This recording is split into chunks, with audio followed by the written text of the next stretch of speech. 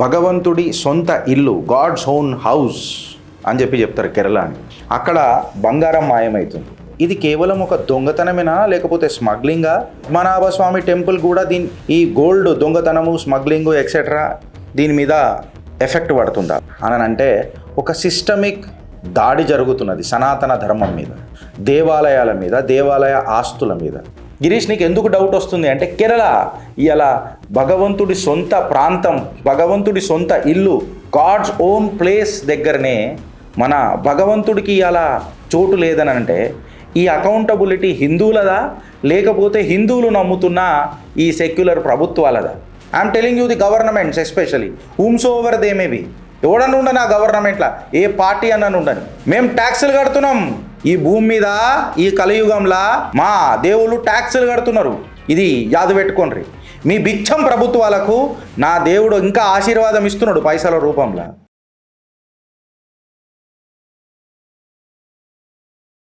ఇవాళ ఒకసారి మనము మన అయ్యప్ప స్వామిని కూడా తలుసుకొని మన చిట్టాని ప్రారంభిద్దాం ఫ్రెండ్స్.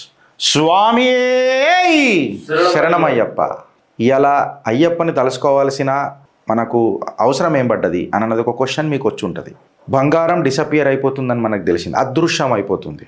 అయ్యప్ప వారి సన్నిధిలకేని బంగారం అదృశ్యం అయిపోతుంది. భగవంతుడి సొంత ఇల్లు, గాడ్స్ ఓన్ హౌస్ అని చెప్తారు కేరళ అని. అక్కడ బంగారం మాయమవుతుంది. ఏం మాయమవుతుంది అని చూస్తే వెనకటికి కూడా మనం చిత్రగుప్తుల నాకు తెలిసి మనమే తెలంగాణ తెలుగు రాష్ట్రాలలో చిట్ట అయిపోయినామని అనుకుంటా. ఫస్ట్ గోల్డ్ ప్లేట్స్ మాయమవుతున్నాయి. అసలు ఈ కేసు లోపలికి మిస్టరీ పోతూ ఉంటే ఇది కేవలం ఒక దొంగతనమేనా లేకపోతే స్మగ్లింగా? ఇదేమన్నా కేవలం భారతదేశంలోనే జరుగుతుందా లేకపోతే దీనికి ఏమన్నా అండర్ వరల్డ్ కనెక్షన్ ఉందా? ఇది కేవలం అయ్యప్ప స్వామి టెంపుల్ వరకే ఆగిపోతుందా ఈ దొంగతనం, స్మగ్లింగ్, వాటెవర్ ఇట్ ఈస్? లేకపోతే పద్మనాభ స్వామి టెంపుల్ కూడా ఈ గోల్డ్ దొంగతనము, స్మగ్లింగ్ ఎక్సెట్రా దీని మీద ఎఫెక్ట్ పడుతుందా? పద్మనాభ స్వామి వారి టెంపుల్ మీద కూడా ఈ దొంగతనాలు జరుగుతున్నాయా? ఇది ఏంది అని అంటే ఒక సిస్టమిక్ దాడి జరుగుతున్నది సనాతన ధర్మం మీద, దేవాలయాల మీద, దేవాలయ ఆస్తుల మీద. ఫస్ట్ అంచెలంచెలుగా వచ్చిండ్రు. ఫస్ట్ దేవాలయాలు కూలగొట్టిండ్రు. దేవాలయాలు కూలగొట్టంగానే అయిపోయిందిరా దేవాలయాల పని అని అనుకున్నారు.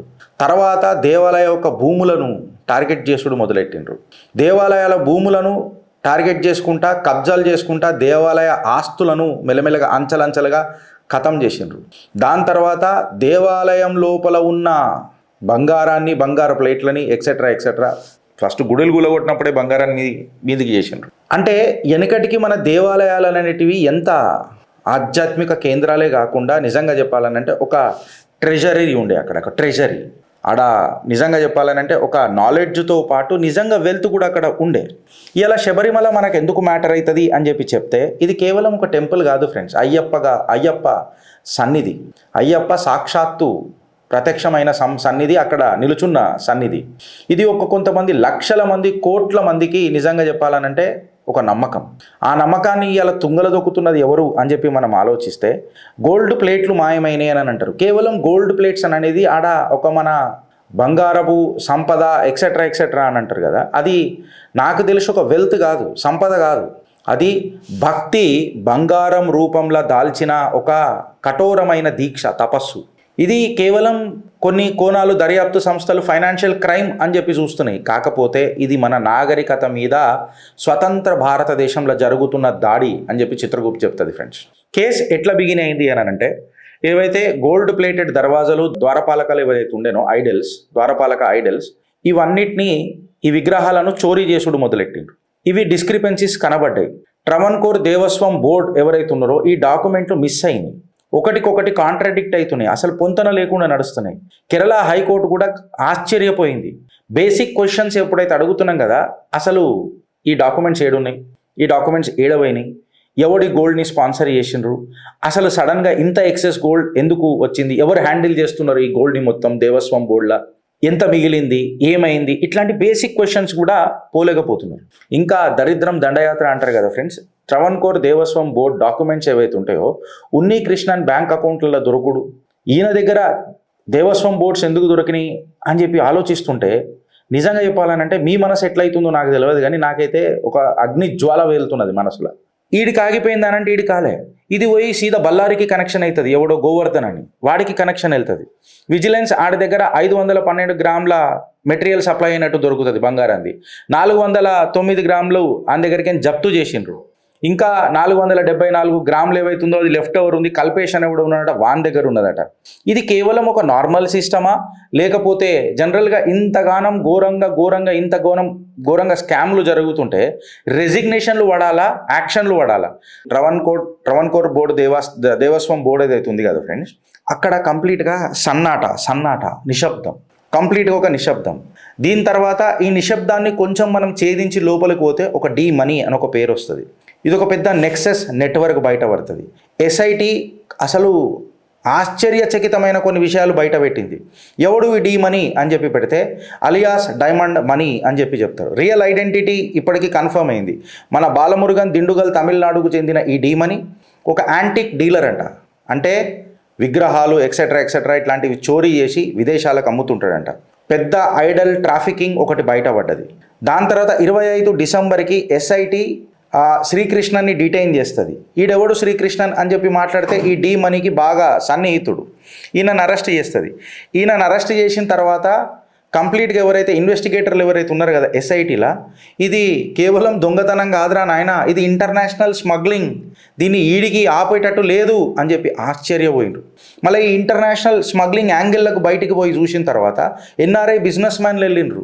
కేవలం గోల్డ్ కాయిన్స్ దాకా పరిమితం అవుతుంది అనుకున్న ఇది విగ్రహాల చోరీ దాకా వెళ్ళిపోయింది. బయ్యర్లు ఎక్కడెక్కడ ఉన్నారో తెలుసా ఫ్రెండ్స్? ఫ్యూజులు ఎగిరిపోతాయి, మీ మనసులు అగ్లి జ్వాల ఇప్పుడు మండుతాయి. ఎక్కడెక్కడ కొంటారు తెలుసా వీటిని?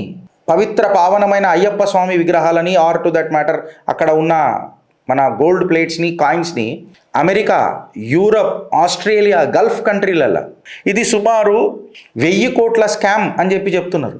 ఏమేమి చోరీ చేసిర్రు అని అంటే దేవస్వం బోర్డువి విగ్రహాలు చోరీ చేసిండ్రు. వీటిని ఒక ప్రోడక్ట్ల లెక్క అమ్ముతున్నారు.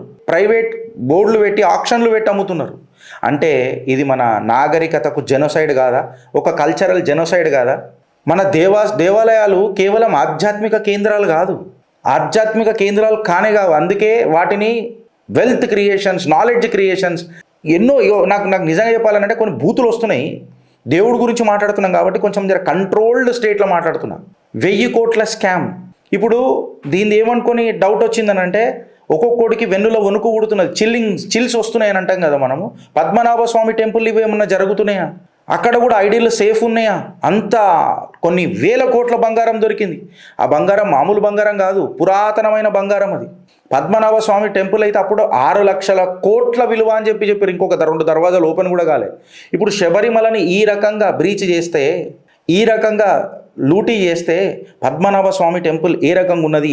కేరళ గిరీష్, నీకు ఎందుకు డౌట్ వస్తుంది అంటే కేరళ ఇలా భగవంతుడి సొంత ప్రాంతం, భగవంతుడి సొంత ఇల్లు, గాడ్స్ ఓన్ ప్లేస్ దగ్గరనే మన భగవంతుడికి ఇలా చోటు లేదని అంటే ఈ అకౌంటబిలిటీ హిందువులదా, లేకపోతే హిందువులు నమ్ముతున్న ఈ సెక్యులర్ ప్రభుత్వాలదా, పాలకులదా, లేకపోతే ప్రజలదా అన్నది ఒక పెద్ద ప్రశ్న వస్తుంది. ప్రశ్న వచ్చినప్పుడు మాట్లాడితే రోల్ ఆఫ్ రమేష్ చెనితల అనేమో పేరున్నది. ఆయన కాంగ్రెస్ కార్యకర్త, కాంగ్రెస్ లీడర్. ఆయన ఇంటెలిజెన్స్ షేర్ చేసిండు ఎస్ఐటికి. మీరు చూడండి ఎవరెవరు ఇన్వాల్వ్ అవుతున్నారో. ఇలా ఎస్ఐటికి ఇన్ఫర్మేషన్ చేంజ్ చేసింది ఒక కాంగ్రెస్. ఈ ఇంటర్నేషనల్ స్మగ్లింగ్ కంప్లీట్గా నెక్సెస్ అంతా బ్రేక్ చేసిండ్రు, టిప్ ఇచ్చింది వాళ్ళు. దాని తర్వాత హైకోర్టు అబ్జర్వేషన్ చేసింది.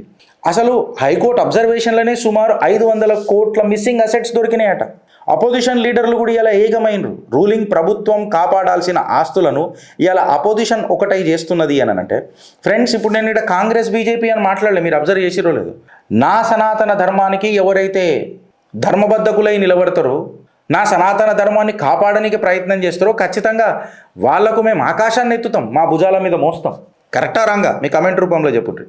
ఇలా క్వశ్చన్స్ ఏమేమి ఉన్నాయంటే ఇవన్నీ ఎందుకు డిలే అయినాయి, ఇవన్నీ ఎందుకు ల్యాప్సెస్ అయినాయి? అసలు ఈ గోల్డ్ బార్లను గోల్డ్ కోటెడ్ కాపర్తో రీప్లేస్ చేస్తున్నారా, నిజంగానే ఉన్నాయా అని సైంటిఫిక్ టెస్టింగ్కి కూడా పంపుతుంది కోర్టు.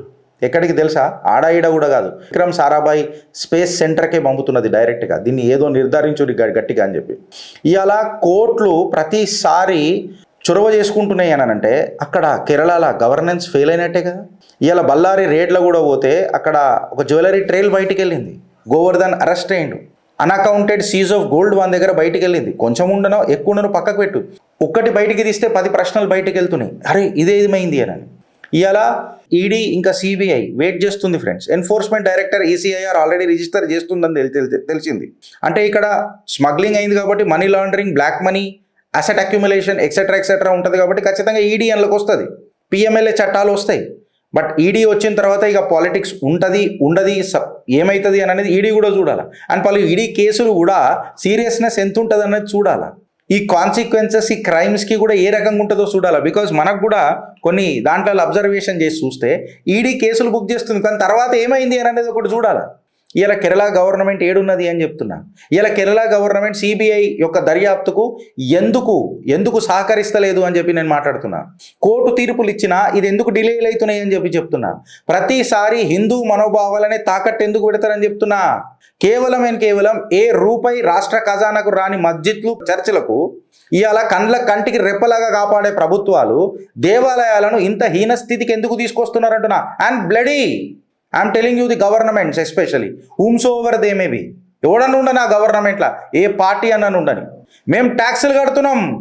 ఈ భూమి మీద ఈ కలియుగంలా మా దేవుళ్ళు ట్యాక్సులు కడుతున్నారు, ప్రభుత్వాల యొక్క మర్సీ మీద బతుకుతలేము.